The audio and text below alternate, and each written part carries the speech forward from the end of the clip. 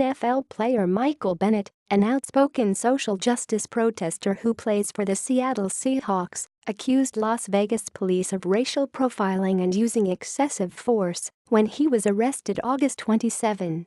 Friday, the head of the Las Vegas Metropolitan Police Department said the investigation found that officers acted appropriately and professionally during the arrest, and they were cleared of any wrongdoing.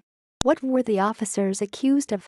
Bennett posted a statement on Twitter on September 6 accusing officers of singling him out and pointing their guns at him for simply being a black man in the wrong place at the wrong time. He said an officer pointed a gun near his head and warned him not to move or he would blow my effing head off, and that another officer jammed his knee in his back so hard he could barely breathe.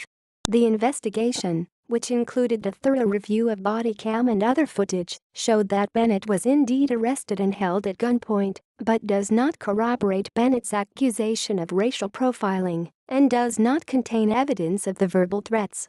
From the evidence we have at this point, we don't know, the officer said that the Clark County Sheriff Joe Lombardo said of Bennett's accusation. Why was Bennett arrested? There were reports of gunshots in a Las Vegas nightclub, and the sound caused those in the club to flee the scene. It was while he was running away from the club that Bennett was arrested. The sound of gunfire turned out to be the sound of velvet rope stands falling during an altercation. Bennett had not committed any crime, and he was released after being held for about 10 minutes. What are both sides saying about it now?